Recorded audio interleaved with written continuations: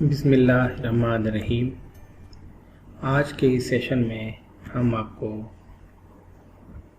Import purchase के flow के बारे में और उसमें यूज़ होने वाले एक्सपेंसेस के बारे में बताएंगे कि शार्प एंटरप्राइज सूट में इंपोर्ट परचेज़ कैसे काम करता है, उसमें क्या क्या प्रोसेसेस हैं और इंपोर्ट परचेज़ में यूज़ होने एक्सपेंसेस को हम सिस्टम में किस तरह डिफ़ाइन करते हैं और उनके इफेक्ट्स क्या क्या हैं और वो कैसे काम करता है। तो सबसे पहले हम आते हैं पीओ की तरफ। इस तरह हमारे पास प्रोक्योरमेंट में बाकी मेन्यूज हैं, परचेज ऑर्डर लोकल, साइट, इसी तरह हमारे पास परचेज ऑर्डर इम्पोर्टेड भी है। यहाँ पे मैं आपको थोड़ा सा ये बताता चलूँ कि जिस तरह हमारे पास बाकी परचेज का फ्लो है जो कि हमने प्रीवियस वीडियोस में डिटेल में बताया है, उसी तरह हमारे पास इंपोर्ट परचेज का फ्लो भी वही है परचेज ऑर्डर से पहले का। और उसके मैं आपके साथ डिस्क्रिप्शन लिंक है वो मैं आपको इस वीडियो में शेयर भी कर देता हूँ। बेसिकली हमारे पास सबसे पहले वही डिमांड बनती है, जिस तरह बाकी होती है, बाकी डिमांड्स बनती है। जिस तरह मैंने आपको बताया कि मैं उसका आपके साथ लिंक शेयर कर दूँगा। जैसे उसकी टाइप हमारे पास आईपी मार्क होती है, तो इसका मतलब होता है कि ये जो डिमांड है ये इंपोर्ट परचेज के थ्रू क्लोज होनी है। उस डिमांड के बाद जो भी प्रोसेस है वो सारे होने के बाद हम आते हैं पीओ के ऊपर। इंपोर्ट परचेज जो पीओ है बेसिकली हमारे पास नॉर्मल पीओ की तरह ही है। जैसे हम सबसे पहले सप्लायर सेलेक्ट करते हैं, उस सप्लायर के बाद हम उसमें अगर कोई सेल ऑर्डर का रेफरेंस है तो वो सेलेक्ट करते हैं, नहीं है तो उसे एम्प्टी रहने देते हैं। बाकी ये सारी फील्ड्स हमारे पास ऑप्शनल है। उसके बाद हम क्या सेलेक्ट करते हैं, आइटम सेलेक्ट करते हैं। यहाँ से मैंने आइटम सेलेक्ट किया, फॉर एग्जांपल मैंने आइटम सेलेक्ट किया हेयर 1 टन एसी और उसके मैंने क्वांटिटी दी 10। अब यहाँ पे हमारे पास रेट्स ऐड करने के ऑप्शन नहीं है, मैं रेट ऐड नहीं कर सकता। इसके लिए सबसे पहले मैं क्या करता हूँ, यहाँ से करेंसी सेलेक्ट करता हूँ, फॉरेन करेंसी, कि मैं किस करेंसी में डील कर रहा हूँ। फॉर एग्जांपल मैं डॉलर में डील कर रहा हूँ, तो जैसे मैंने डॉलर सेलेक्ट किया तो यहाँ हमारे पास एक एक्सचेंज रेट आ गया कि जो हमने जब करेंसी सिस्टम में ओपन कर रहे थे कन्फिग्रेशन में, तो हमने उसका रेट दिया था 110 रुपये। तो अभी है ये 160 रुपये की, तो मैंने 160 रुपये अप्लाई किया। 160 के बाद मैं आया सीधा क्वांटिटी मैंने एंटर की, रेट वगैरह एंटर होंगे नहीं।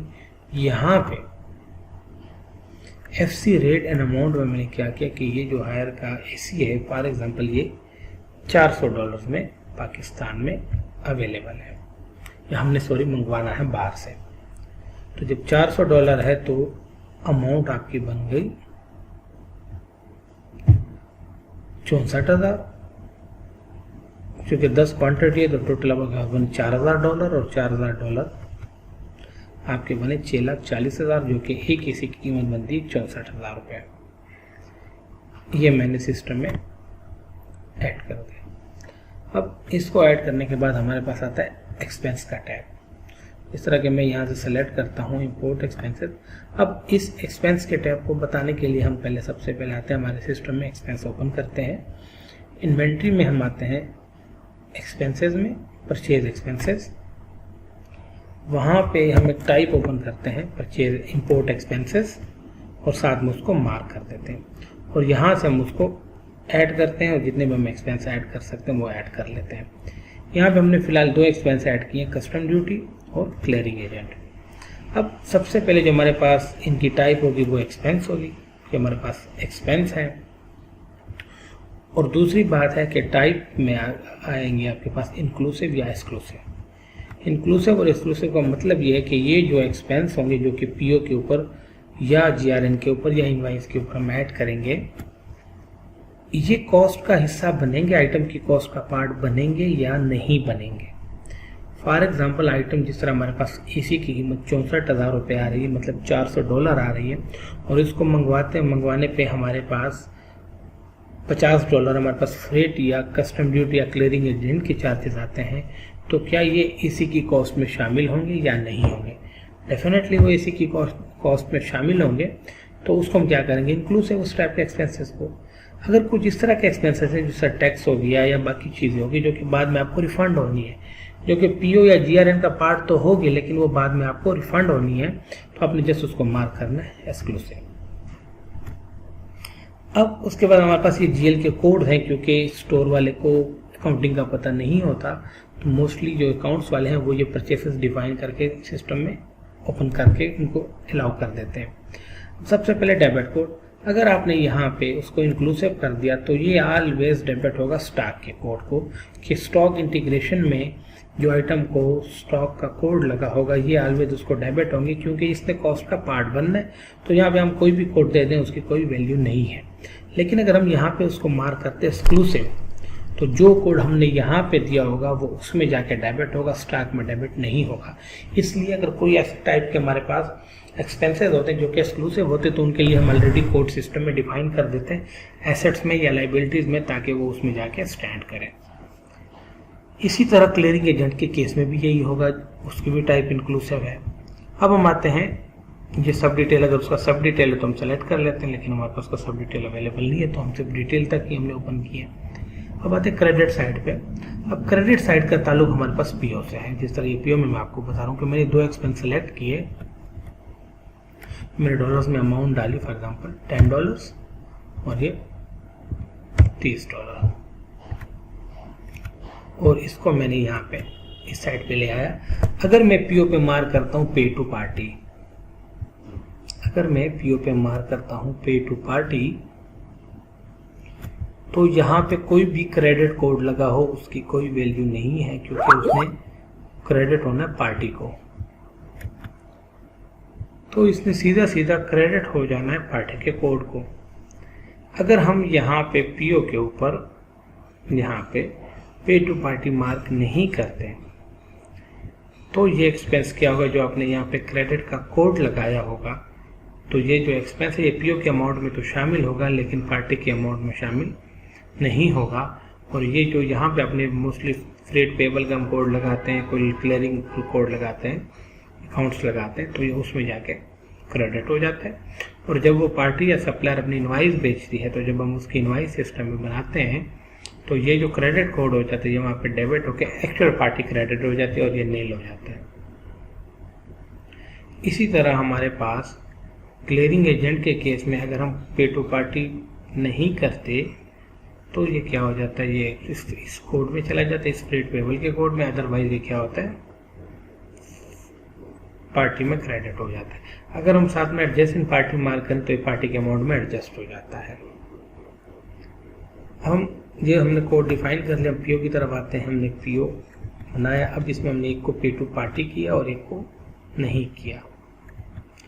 तो जब मैं कैलकुलेट पार्टी वैल्यूज करता हूं और अपने पीओ की तरफ आता हूं यहाँ पे, तो आपने देखा होगा कि 6,40,000 तो हमारे पास पार्टी की अमाउंट आ गई। लेकिन जब मैं कैलकुलेट पे क्लिक करता हूँ तो सिस्टम ने कहा कि भैया जान आपके 6,400 के टोटल एक्सपेंस हैं, लेकिन पार्टी में कितने जाने हैं, 6,41,600 के, क्योंकि जो 3,000 के एक्सपेंस हैं वो पार्टी की अमाउंट में शामिल नहीं है लेकिन पीओ की अमाउंट में शामिल नहीं है। जिस तरह कि मैंने आपको सेकंड एक्सपेंस जो दिखा है ये वाला, क्योंकि इसके आपके पास 4800 जो है ये आपकी क्लियरिंग एजेंट है और पार्टी के अमाउंट में शामिल नहीं है।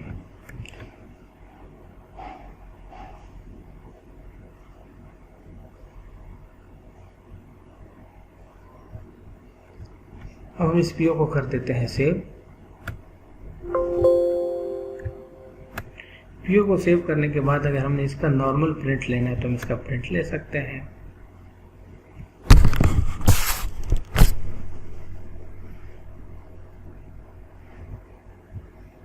इस तरह हमारे पास प्रिंट आता है, हमारे पास नॉर्मल पीओ का।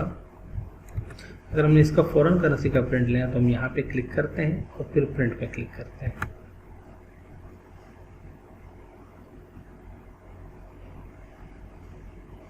तो ये जो हमारे पास अभी प्रिंट आ रहा है ये बेसिकली फॉरेन करेंसी में प्रिंट आ रहा है हमारे पास, दिस वन।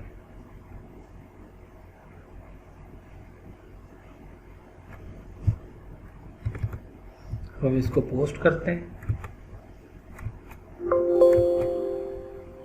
और पोस्ट करने के बाद इसका जो आगे का प्रोसेस है सब आईजीपी बनेगा, इंस्पेक्शन बनेगी और जीआरएल बनेगी। ये वैसे ही जिस तरह हमने आपको प्रीवियस वीडियोस में बताया हुआ है और उसका भी मैं डिस्क्रिप्शन में इसका लिंक आपके साथ शेयर कर दूंगा। इस तरह मैं आपको इस वीडियो में भी दिखा दूं कि इनवर्ट गेट पास। अब इनवर्ट गेट पास में हमने यहाँ पे आईपी सेलेक्ट किया, 2 नंबर पीओ, ऐड, सेव और पोस्ट। इस तरह हम इसकी इंस्पेक्शन देख लेते हैं।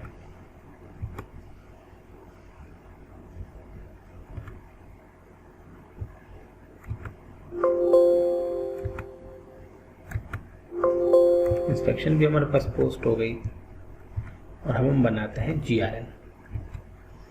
जीआरएन में मैं आपको इसका अकाउंटिंग इफेक्ट दिखाऊंगा जो हमने वहाँ पे कोड लगाए थे एक्सपेंस में। मैंने इसे कॉल की, कॉल के बाद मैंने इसे पोस्ट किया और ये मेरे पास वोचर बना।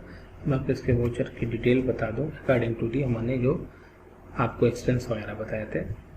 ये देखें, स्टोर 6,40,000 से डेबिट होते थे, दोनों हमारे पास टाइप इंक्लूसिव थी, कोई भी टाइप हमारे पास एक्सक्लूसिव नहीं थी। तो जितना भी हमारे पास ये एक्स्ट्रा 6,400 का जो भी हमारे पास आपके पास एक्सपेंस था उसने भी स्टॉक को हिट किया और आपका स्टॉक टोटल से डेबिट हो गया। इस तरह आपके पास जो एक्सपेंस टेबल का मैंने कोड लगाया था, जो कि एक एक्सपेंस मैंने क्लियरिंग एजेंट के नाम से बनाया और उसको पे टू पार्टी नहीं किया, सिस्टम ने उसको एक सेपरेट हेड में क्रेडिट कर दिया और टोटल से और जितनी अमाउंट पार्टी की थी उसको पार्टी से क्रेडिट कर दिया। अगर मैं इस एक्सपेंस को पे टू पार्टी मार करता तो यहाँ सिंपल 440 से मेरी सारी की सारी पार्टी क्रेडिट होती थी, और अगर मेरे पास कोई हेड यहाँ पे होता डेबिट का एक्सक्लूसिव तो सिंपल यहाँ पे डेबिट होता। तो बेसिकली मेरा आपको वोचर दिखाने का मकसद यही था। अब हम आते हैं इसकी इनवाइसिंग की तरफ। इनवाइसिंग में हमारे पास जिस तरह के बाकी परचेज इनवाइसेस के हमने प्रीवियस वीडियो बनाए थे, जिनके मैं आपके साथ लिंक डिस्क्रिप्शन में शेयर कर दूंगा। जिस तरह लोकल परचेज इनवाइस है, लोकल परचेज एक्सपेंस इनवाइस है, साइड परचेज इनवाइस है, साइड परचेज इनवाइस है, और इस तरह इंपोर्ट परचेज इनवाइस और इंपोर्ट एक्सपेंस इनवाइस। तो सबसे पहले हम आते हैं इंपोर्ट परचेज एक्सपेंस की तरफ। सॉरी, मैंने साइट वाला ओपन कर दिया। हम आते हैं import payable, import purchase invoice. सबसे पहले इस इनवाइस में हम सेलेक्ट करते हैं supplier, for example this one. अगर हमें जीआरएन नंबर याद है वरना हम व्यू पे क्लिक कर लेते हैं तो सिस्टम क्या करता है, उस पीओ को ऑटोमेटिकली जीआरएन को सेलेक्ट कर देता है। हमने सेलेक्ट किया, उसने आइटम वगैरह शो कर दिए और सिंपल उसने आपको बता दिया कि ये आपकी जीआरएन की अमाउंट थी, एक्चुअल और बिल अमाउंट। अब यहाँ पे वो आपको बता रहा है कि एक्चुअल इसमें जो एक्सपेंस शामिल है, एक्चुअल अमाउंट ये है और एक्सपेंस ये है, तो टोटल आपकी जो अमाउंट बनेगी वो ये बनेगी। ये वो एक्सपेंसेस हैं जो कि रेट मल्टीप्लाई क्वांटिटी प्लस वो एक्सपेंसेस जिनको मैंने पे टू पार्टी मार्क किया है, और इसका ब्रेकअप हमें यहाँ पे मिल रहा है इस वाले टैब में। अब सबसे पहले मैं इनवाइस वेंडर की इनवाइस नंबर इंटर करता हूँ, मेरे पास कोई डिस्क्रिप्शन है वो इंटर करता हूँ। इसी तरह अगर मैं कोई सेल टैक्स लगाना चाहता हूँ इनवाइस के ऊपर तो वो भी मैं ऐड कर सकता हूँ। 17% सेल टैक्स लगा दिया। अब मैं ये कर सकता हूँ कि हमारे पास यहाँ पे एक्चुअल अमाउंट और बिल अमाउंट, तो बाज़ दफ़ा होता ये है कि जब आपके पास इनवाइस आती है तो जो आपकी टर्म एंड कंडीशन या रेट तय होते हैं उनमें चेंज होता है, या किसी गलती की वजह से उनमें चेंज होता है, क्योंकि इनवाइस आ चुकी होती है तो आपने वो चीज़ें बुक करनी होती हैं। तो उसके लिए हमारे पास अगर कोई वेरियंस है, जिस तरह मेरे पास 6,40,000 की अमाउंट आ रही है, मैं क्या करता हूँ 6,50,000 की अमाउंट एंटर करता हूँ, तो मेरे पास वेरियंस प्लस में 10,000 का वेरियंस आया। या इस तरह मैं अगर 6,30,000 की अमाउंट एंटर करता हूँ तो मेरे पास माइनस में 1,000 का वेरियंस आया। अब इस वेरियंस को सिस्टम किस तरह हैंडल करता है, इसमें हमारे पास सबसे पहले केस है कि जब मैं वेरियंस एंटर करता हूँ और सिस्टम में पोस्ट करता हूँ और सेव करता हूँ तो सिस्टम क्या करता है, एक ₹1000 की प्लस की एंट्री उसी आइटम के स्टॉक में डेबिट कर देती है जिसमें मेरे पास सबसे पहले वाउचर डेबिट हुआ था, जो मैं आइटम की कॉस्ट में शामिल है, क्योंकि बेसिकली आपकी आइटम की कॉस्ट बढ़ गई है। और इसी तरह एक एंट्री हमारे पास सिस्टम इन्वेंट्री में कर देता है, जिससे आइटम की परचेज जो होती है, अगर आप स्टॉक लेजर इन्वेंट्री में देखें तो उसकी वैल्यू भी ₹1000 से बढ़ जाती है। इसी तरह अगर आप माइनस करते हैं उसको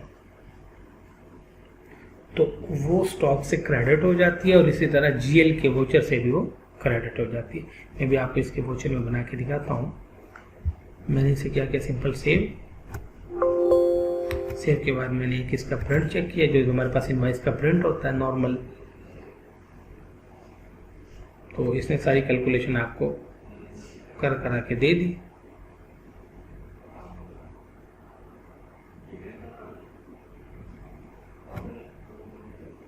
अब मैं क्या करता हूँ, इसको पोस्ट करता हूँ।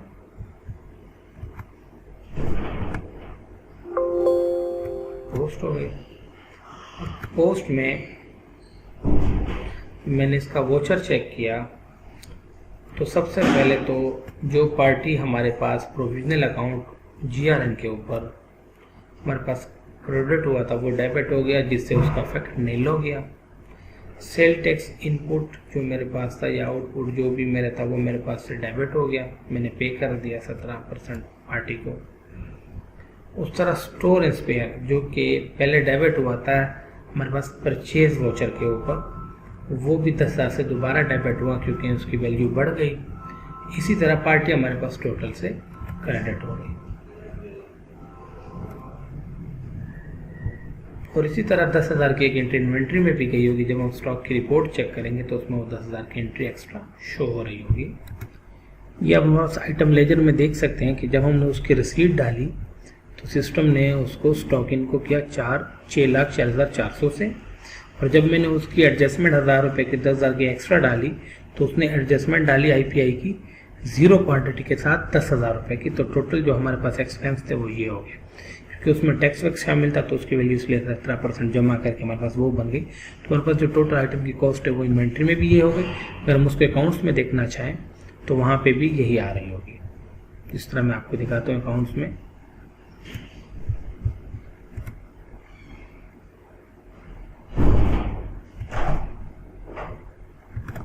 इस तरह हमारे पास जो इसका लेजर है अकाउंट्स का उसमें भी ये वैल्यू अपडेट हो गई होगी, वो भी मैं आपको चेक करवा देता हूँ।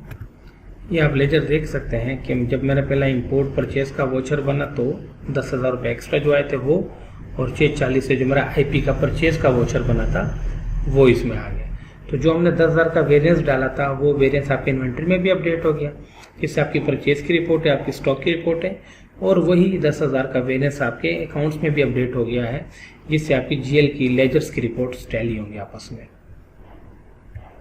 इस तरह हम आते हैं हमारे पास जो दूसरा पोर्शन था, जो हमने एक एक्सपेंस ऐड किया था,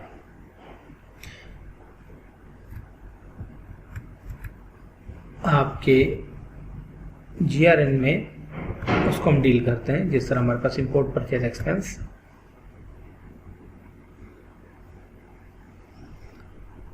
मैंने जीआरएन नंबर एंटर की 102 नंबर जीआरएन, तो उसके ऊपर जो एक्सपेंस था वो मेरे पास शो हो गया, जिस तरह ये आ रहा है। यहाँ भी सेम वही केस है कि इसमें कोई वेरिएंस होता है तो मैं वेरिएंस ऐड करता हूँ और वो उसी तरह स्टॉक को जाके डेबिट करेगा। जिस तरह भी मैंने आपको वोचर देखा, अगर वो माइनस में होगा तो वो क्रेडिट होगा, जो भी वेरिएंस होगा। सबसे पहले मैं इनवाइस नंबर दे देता हूँ, और जिस तरह हमारी बाकी परचेज एक्सपेंस इनवाइसेज हैं ये भी उसी तरह की हैं, और इसका भी मैं लिंक आपको डिस्क्रिप्शन में शेयर कर देता हूँ। तो सबसे पहले मैं सप्लायर सेलेक्ट करता हूँ कि जिसने एक्चुअली ये बिल जिसके नाम का होगा। फॉर एग्जांपल मैं सप्लायर सेलेक्ट करता हूँ असद, उसकी डिटेल्स मैंने इंटर कर दी और मैंने उसको सिंपल सेव कर दिया। सेव करने के बाद जब मैं इसे पोस्ट करूँगा, हमारे पास प्रिंट करूँगा, तो नॉर्मल हमारे पास इंपोर्ट परचेज एक्सपेंस की जो इनवाइस होगी लैंडर्ड कॉस्ट की, वो सिंपल प्रिंट हो जानी है कि ये वाला एक्सपेंसेस जीआरएन के ऊपर है और ये उसकी डिटेल है। और जैसे मैं इसे पोस्ट करता हूँ उसके बाद तो इसका भी सेम उसी तरह का इफेक्ट होगा, जिस तरह हमने अभी देखा है कि आपकी जो पार्टी है, जो क्लियरिंग अकाउंट था हमारे पास जीआरएन के टाइम पे, जो क्रेडिट हुआ था वो डेबिट हो गया, सिंपल दिस वन। और जो एक्चुअल सप्लायर अकाउंट है वो क्या हो गया हमारे पास, क्रेडिट हो गया। और आगे इसकी जो पेमेंट का प्रोसेस है वो भी हमने डिटेल में आपको पहले भी पेमेंट्स के मेन्यू में बताया हुआ था कि इनवाइस वाइज पेमेंट होगी।